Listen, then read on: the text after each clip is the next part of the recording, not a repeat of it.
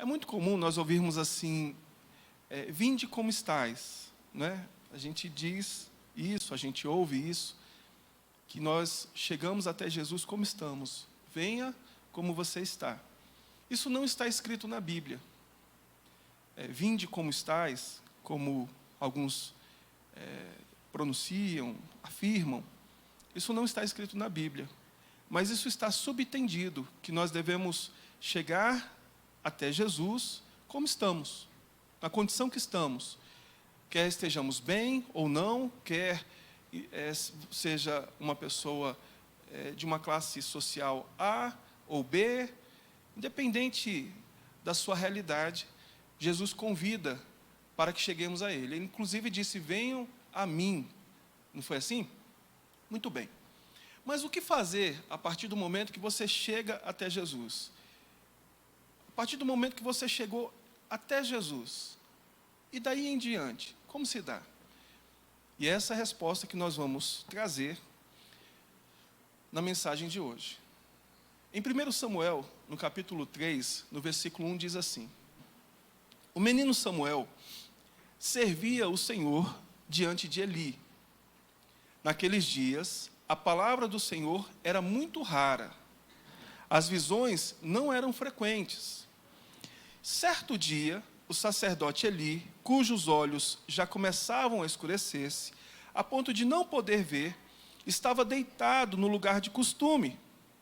Também Samuel estava deitado no templo do Senhor, onde estava a arca da aliança, antes que a lâmpada de Deus se apagasse. Aí olha o que a Bíblia diz. Que antes que a lâmpada de Deus se apagasse, o Senhor chamou o menino, dizendo, Samuel, Samuel. Ele respondeu, eis-me aqui. Então, correu para onde estava Eli e disse, eis-me aqui, pois você me chamou. Mas Eli respondeu, eu não o chamei, ou não chamei você, vá deitar. Ele foi e se deitou.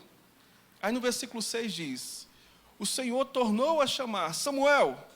Este se levantou, foi até Eli e disse, eis-me aqui, pois você me chamou. Mas Eli respondeu, meu filho, eu não chamei você, vá deitar. Porém Samuel ainda não conhecia o Senhor, e a palavra do Senhor ainda não havia sido manifestada a ele. E o Senhor chamou Samuel pela terceira vez, e ele se levantou, foi até Eli e disse, eis-me aqui, pois você me chamou. Então Eli entendeu que era quem? Que era o Senhor quem chamava o menino. Por isso, Eli disse a Samuel, vá deitar. Se alguém chamar, diga, fala, Senhor, porque o teu servo ouve. E Samuel foi para o seu lugar e se deitou. Então o Senhor veio a Eli, e ali esteve, e chamou como das outras vezes, Samuel, Samuel. Este respondeu, fala, porque o teu servo ouve. Então o Senhor disse a Samuel, eis que vou fazer uma coisa tal em Israel, que todos os que a ouvirem ficarão com os dois ouvidos tinindo. E aí Deus então fala com Samuel. Mas o ponto que eu queria abordar a partir desse texto é o seguinte. Samuel, ele nasceu a partir de um milagre, a resposta de Deus a uma mulher chamada Ana, que era estéril. Ana, no momento de profunda amargura, ela faz um voto com Deus, ela promete que se ela viesse a conceber um menino, um filho, homem, ela o ofereceria em oferta para o serviço sagrado. E foi o que aconteceu. Depois de 9 meses, ela concebeu Samuel, o menino nasceu, e passado alguns anos, depois do menino desmamar, ele já deveria ter por volta de 3, 5 anos de idade, ele foi levado até o sacerdote Eli, que era o sumo sacerdote, e ele foi oferecido em oferta a Deus, para que ele viesse servir a Deus por toda a sua vida. Samuel aqui já tinha crescido, já era um garoto já esperto, mas ele até então nunca tinha ouvido a voz de Deus, ele nunca tinha tido uma experiência pessoal com Deus, não de forma consciente. Então, Deus fala com Samuel, Samuel, Samuel, e ele não entende, e ele corre até o profeta Eli. O profeta fica sem compreender o porquê de Samuel vir e fala, mas eu não chamei você. Isso se dá uma outra vez, uma outra, até que então o profeta percebe que quem está chamando Samuel é quem? É Deus. Então ele diz assim, olha, quando você ouvir novamente o seu nome, você vai dizer assim, ó, fala, Senhor, porque o teu servo ouve. E foi o que aconteceu. Então Deus fala com o menino Samuel.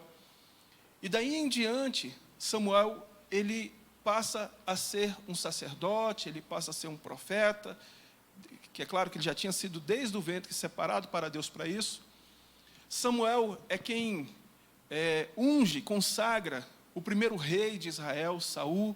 Samuel é quem consagra o maior rei da história de Israel, Davi. Samuel, ele dá início a uma escola de profetas. Por meio de Samuel, ou até mesmo no seu tempo, Samuel foi o maior profeta. Bem, a partir do momento que ele tem consciência, Samuel, ele passa a servir a Deus de modo consciente. Ele tem consciência de que Deus fala, e ele ouve, e ele compreende. Ele já não vive apenas sob a tutela do profeta Eli. Ele já passa a desenvolver um relacionamento pessoal e direto com quem? Com Deus. Muito bem. Agora, quando a gente vai lá em Gênesis, a partir do capítulo 28, a Bíblia diz assim, no versículo 10. Jacó, que já é um outro personagem bíblico, partiu de Berseba e seguiu para Harã. Quando chegou a certo lugar, ali passou a noite, porque o sol já se havia posto. Pegou uma das pedras do lugar, fez dela o seu travesseiro e se deitou ali mesmo para dormir. E sonhou. Eis que estava posta na terra uma escada, cujo topo atingia o céu. E os anjos de Deus subiam e desciam por ela. E eis que o Senhor estava perto dele e lhe disse, eu sou o Senhor, Deus de Abraão, seu pai, e Deus de Isaque. A terra em que agora você está deitado, eu a darei a você e a sua descendência. A sua descendência será como o pó da terra. Você se estenderá para o oeste e para o leste, para o norte e para o sul. Em você e na sua descendência serão benditas todas as famílias da terra. Eis que eu estou com você e o guardarei por onde quer que você for. Farei com que você volte para essa terra, porque não o abandonarei até que eu cumpra aquilo que lhe prometi. Quando Jacó despertou do sono, disse, na verdade, o Senhor está neste lugar e eu não sabia. Olha só que interessante. Para a gente contextualizar, e antes de continuar a leitura, Jacó, ele era filho de Isaque. Ele tinha um irmão gêmeo chamado Esaú. Esaú nasceu primeiro do que Jacó. Jacó, inclusive, nasceu agarrado ao calcanhar de Esaú. Por isso, inclusive, o nome de Jacó significa o que agarra. O nome de Jacó também, posteriormente, veio ser interpretado como o que engana, ou enganador. Jacó, por sua vez, ele tinha uma promessa. Havia uma profecia da parte de Deus, que ele, sendo o mais novo, dominaria o seu irmão mais velho, Esaú. E numa situação desconfortável, uma situação inusitada, Esaú chega cansado do campo. Esaú era um homem mais forte, ele era um perito caçador. Ele sai para caçar e volta exausto, volta com fome. E aí Jacó, que era um homem pacato, ele era mais apegado à mãe do que ao pai. Esaú era mais apegado ao pai do que à mãe. Jacó estava cozinhando lentilha. E quando Esaú chega da caça, cansado, fadigado, ele pede aquele cozido, aquele alimento. Aí Jacó diz assim, não, eu só te dou dessa lentilha se primeiro você me vender o seu direito de primogenitura. Se você abrir mão desse direito, que lhe dá o direito de sentar à mesa num lugar especial, esse direito que lhe dá de vestir vestes especiais, esse direito que lhe dá o dobro da herança, quando o nosso pai vier a falecer, esse direito que você tem de receber a bênção patriarcal, eu quero esse direito. Eu troco por esse prato de comida.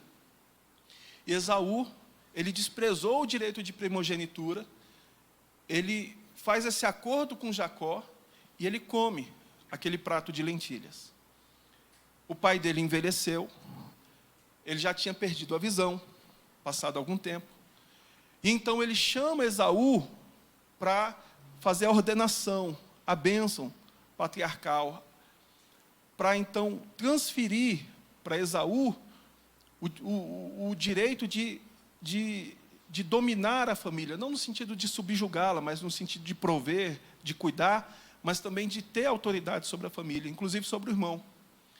Quando Isaac chama Esaú para ordenar a bênção sobre ele, primeiro Esaú sai para caçar, preparar um prato especial para o pai, para aquele momento ali solene.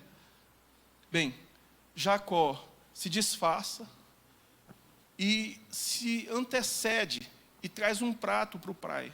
Eles comem e o pai, sem ver, abençoa Jacó. Quando Esaú volta, Esaú quer que o pai ordene a bênção sobre ele. Só que aí o pai diz, não, como é que eu vou ordenar a bênção sobre você, se eu já ordenei? E aí Esaú fala, não, o senhor foi enganado, o senhor ordenou a bênção, foi sobre Jacó. E Isaac, pois o que eu o disse, eu não volto atrás, a bênção com que eu abençoei ele será abençoado. E aí Esaú diz assim, e para mim, pai, o que ficou? E então Esaú é amaldiçoado.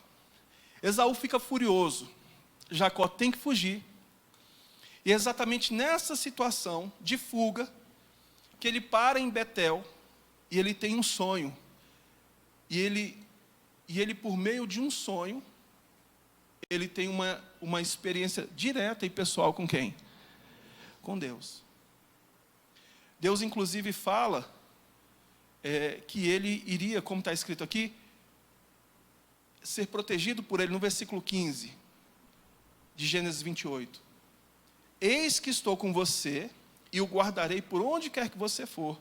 E olha o que ele diz, farei com que você volte para essa terra, porque não o abandonarei, até que eu cumpra aquilo que lhe prometi, que fazer dele uma grande descendência. Aí Jacó desperta e diz, na verdade o Senhor estava neste lugar, e eu não sabia. Aí olha no versículo 17. E temendo, disse, quão temível é este lugar, é a casa de Deus, a porta dos céus. Aí no versículo 18, continuando, diz assim, na manhã seguinte, Jacó levantou-se de madrugada, pegou a pedra que havia usado como travesseiro e a pôs em pé como coluna, e sobre o topo dela derramou azeite. E ao lugar, cidade que antes se chamava Luz, deu o nome de Betel. Jacó fez também um voto, dizendo, se Deus for comigo e me guardar nesta jornada que empreendo, e me der pão para comer e roupa para vestir, de maneira que eu volte em paz para a casa de meu pai, então o Senhor será o meu Deus, e a pedra que pus como coluna será a casa de Deus, e tudo o que me concederes, certamente te darei o dízimo. Mais tarde, Jacó, ele vai para a casa do seu tio Labão, ele prospera, ele sai com a sua esposa, as suas mulheres, ele casa com as duas filhas de Labão, ele tem seus filhos, ele sai, e ele então tem um encontro com um anjo, e o seu nome é mudado, de Jacó para Israel. E ele é o pai das 12 tribos. Inclusive, a partir de Jacó, foi que veio Davi, foi que veio Salomão, e todas as gerações até chegar em Jesus. Amém? Amém, pessoal? Jesus é descendente de Jacó. Agora, o que eu quero chamar a sua atenção, queria que você prestasse atenção nisso, é o seguinte, é que quando Jacó, ele percebe-se diante de Deus, quando Jacó percebe-se que ele teve uma experiência pessoal com Deus, a partir daquele momento, Jacó, ele abre mão de si, Jacó, ele renuncia a si mesmo, inclusive o que ele tinha como moeda de troca, como garantia, e ele oferece a Deus. E não só isso, ele faz um compromisso de tudo que chegar às mãos dele, ele oferecer primeiramente, ou a primeira parte a quem? A Deus, por meio do dízimo, por meio das primícias. Por que eu estou falando isso para você? Porque quando você chega diante de Deus, você chega do jeito que você está. Você chega igual Samuel, igual uma criança. Deus, quando olha para você, Ele vê em você, eu não digo ingenuidade de uma criança, a pureza de uma criança, mas a inconsciência de uma criança. Entenda, existe sim o fator ingenuidade, existe sim o fator pureza, mas existe também na criança o fator inconsciência. Inconsciência. É por isso que nós temos que proteger a criança, por exemplo, do fogo, do choque elétrico, sim ou não? Nós precisamos proteger a criança para que ela não venha ferir a si mesma. Então, não é por uma questão de pureza ou de ingenuidade, mas é por uma questão de inconsciência. Tanto que quando a criança toma o primeiro choque, ela aprende que ali dá choque, ela dificilmente coloca a mão na tomada de novo. É ou não é verdade? Porque ela está consciente que aquilo ali causa dano, dor. Então, quando a gente chega diante de Deus, e quando eu digo, é como se chegássemos na condição de Samuel, de criança, não é pela ingenuidade e pureza, porque nós não temos isso. Nós perdemos isso há muito tempo, quando chegamos na fase adulta. Mas é pela inconsciência, por não saber o quão perdido estamos, o quão carentes estamos de salvação. Então a gente chega igual Samuel. E quando Deus fala com a gente, na maioria das vezes a gente não entende. A gente ouve, mas não entende. E por muitas vezes Deus fala com a pessoa. Deus fala, Deus instrui, Deus orienta a pessoa. E a pessoa não percebe que Deus está falando com ela, que Deus está exortando ela, que Deus está advertindo, que Deus está alertando, ou às vezes até que Deus está consolando. Quando a gente começa a compreender, olha, Deus falou comigo, eu estou diante de Deus. Aí, a nossa postura precisa mudar. É necessário um amadurecimento. É necessário o quê? Fala assim, um amadurecimento da nossa parte. Samuel, apesar de ser jovem ainda, a Bíblia não relata a idade dele, mas ele ainda era estava na fase ali da infância, da pré-adolescência. Ele já pôde ouvir, e naquele momento há um amadurecimento espiritual, um crescimento espiritual. Samuel fala que o teu servo ouve. Veja que a postura dele mudou. A postura de Jacó mudou. Jacó, que era conhecido por ser aquele que agarra, aquele que vive em busca de vantagem, aquele que vive em busca de ter para si, a ponto de negociar com o irmão, a ponto de buscar ter vantagem sobre o irmão no momento de fraqueza ou de necessidade, Jacó agora, ele começa a abrir mão de si. Priorizar a Deus, colocar Deus em primeiro lugar. E é o que acontece. Quando você compreende diante de quem você está, compreende quem está falando com você, na presença de quem você está, a sua postura é de servo. Você começa a abrir mão de si, esvaziar-se de si, porque você entende que existe um Deus sobre você. Um Deus que vem primeiro, um Deus que é digno de honra, é digno de louvor, é digno de adoração, é digno inclusive do serviço.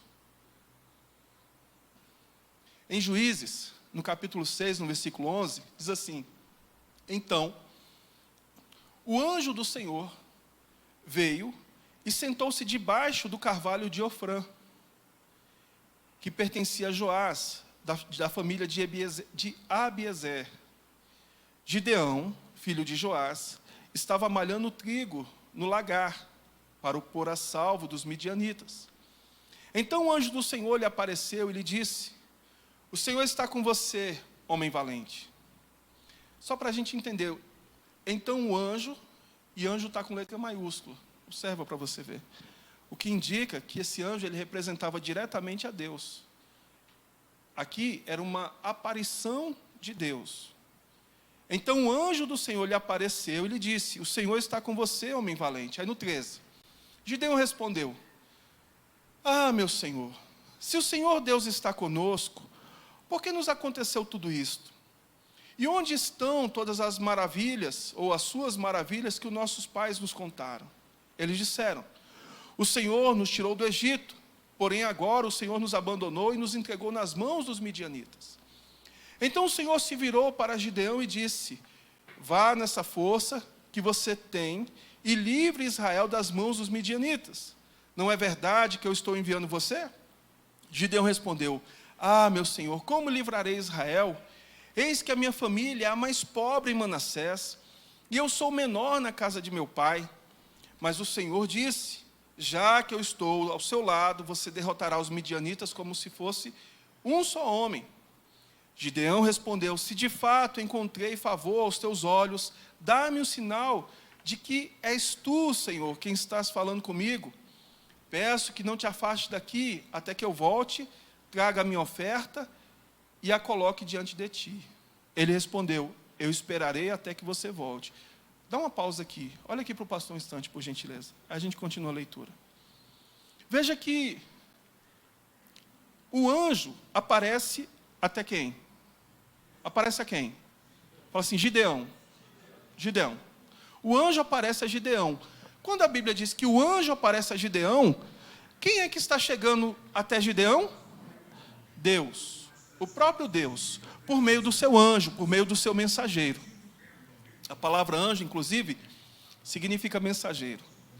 Então veja que é Deus chegando por meio do seu mensageiro, a presença de Deus, o próprio Deus se manifestando por meio do seu mensageiro, por meio do anjo, a Gideão.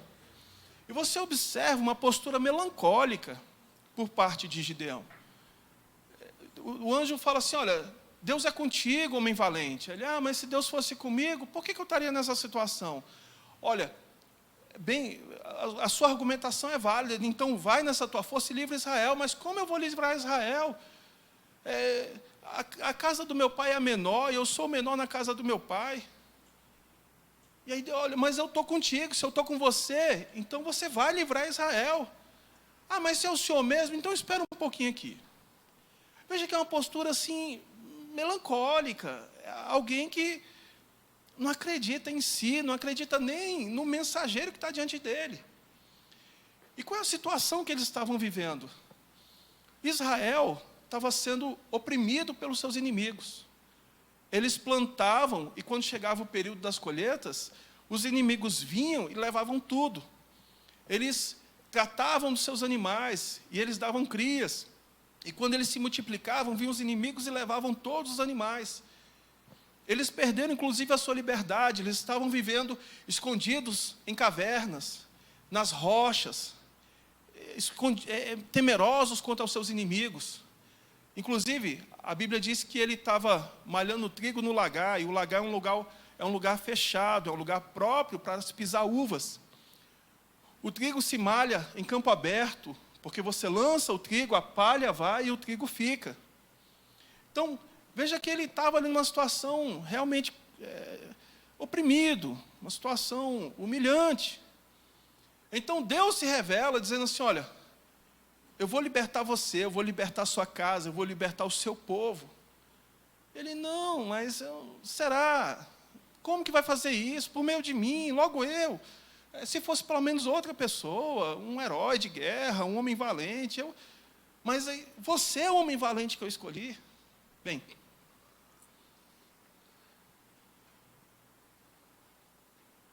você já imaginou se Deus chega diante de você e fala assim: olha, por meio de você eu vou fazer algo extraordinário, algo grande, algo glorioso?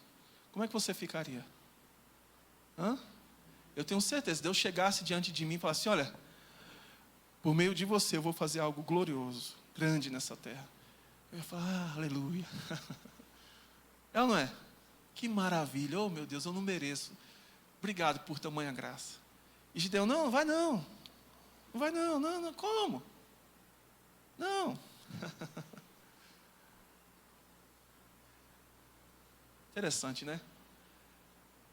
Aí no versículo 19 diz assim: Gideão entrou em casa, preparou um cabrito e fez pães sem fermentos com 20 litros de farinha. Pôs a carne num cesto e o caldo numa panela. Depois, trouxe tudo até debaixo do carvalho e entregou a quem? Ao anjo, aquele mensageiro que estava falando. Aí olha o que diz no versículo 20. Porém o anjo de Deus lhe disse: pegue a carne e os pães sem fermento e coloque-os sobre esta rocha. Aí Gideão fez. Depois derrame o caldo em cima. Gideão fez. Foi o que Gideão fez. Aí no 21. Então o anjo do Senhor estendeu a ponta do cajado que trazia na mão e tocou a carne e os pães sem fermentos. Saiu fogo da rocha e queimou a carne e os pães. E o anjo do Senhor desapareceu da presença dele. Quando Gideão, olha só que interessante, quando Gideão viu que era o anjo do Senhor, ou seja, era o próprio Deus falando com ele, disse: ai de mim, Senhor Deus, pois vi o anjo do Senhor face a face. Aí no versículo 23, mas o Senhor lhe disse: que a paz esteja com você, não tenha medo, você não... Porque se alguém visse o anjo do Senhor face a face, esse morria. Gideão, ele vê o anjo, ele percebe que é o próprio Deus falando com ele, ele teme, mas Deus acalma o seu coração.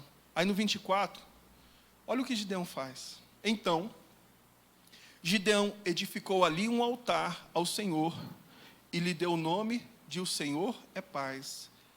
Até o dia de hoje, esse altar está em Ofrã, que pertence à família de Abiezer. E mais tarde, Deus pede a ele um sacrifício. E ele sacrifica o que ele tinha de melhor, que inclusive pertencia ao seu pai. O segundo boi, o touro jovem.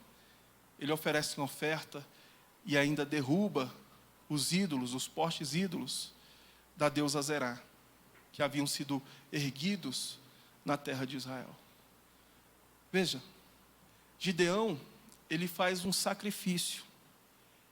E ele coloca a sua própria vida como oferta, porque mais tarde, Gideão, ele reúne 300 homens, eles vão contra os seus inimigos, que eram aproximadamente 130 mil homens, e eles derrotam esses 130 mil homens, através de uma estratégia, de uma direção que Deus deu a Gideão. Os inimigos estavam no vale, eles cercam o vale, nas colinas em volta, nas montanhas em volta, e dado o momento, eles acendem fogo num cântaro. Cântaro é como se fosse um pote. Aí eles acendem fogo, eles lançam os cântaros no chão, o fogo sobe de repente, né? Eles tocam a trombeta, eles lançam o cântaro no chão, o fogo sobe de forma repentina, rodeando todo o acampamento dos inimigos. Eles tocando a trombeta, com as espadas na mão, eles gritam: espada pelo Senhor, espada por Gideão, espada pelo Senhor, espada por Gideão. E os inimigos se desesperam. Eles veem aquilo e pensam que estão sendo atacados. E esses inimigos eram 3 povos distintos. E esses 3 povos começam a matar uns aos outros. E eles acabam tendo ali um grande derramamento de sangue. Sobram poucos que os 300 de Gideão perseguem e também capturam. E Deus dá a vitória a Gideão. Mas veja, Gideão, ele chega a colocar a sua vida em risco, ele mais 300 homens, combatendo mais de 100 mil homens, movido pela sua fé, pela sua crença em Deus. Ele, um homem melancólico, um homem pacato, um homem cheio de inseguranças, de dúvidas.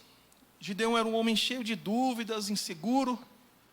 Ele tem uma atitude ousada, corajosa, que vai contra o seu próprio temperamento, sua própria personalidade. Então veja, por que eu estou falando isso para você? Porque a vida cristã é assim.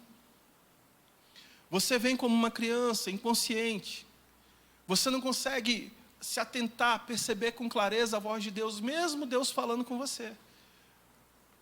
Muitas vezes você ouve, mas não percebe, não entende. Quando você começa a entender, na presença de quem você está, você começa a renunciar a si. Você começa a priorizar a Deus.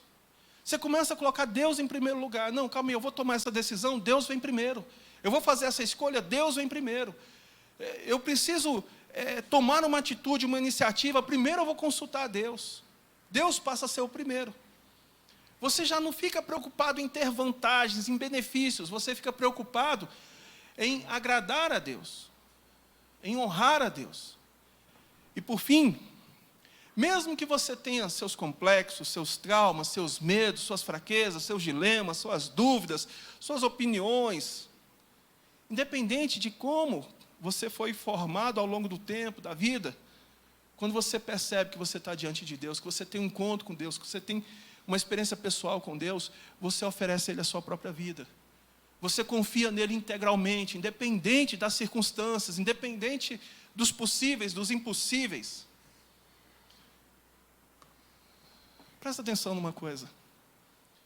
Quando você vem à igreja, o nosso objetivo é tornar você um cristão. É que você se torne... Para a gente finalizar, Gila, inclusive para a gente orar, o objetivo é que você se torne um cristão, uma cristã. Autêntico, verdadeiro.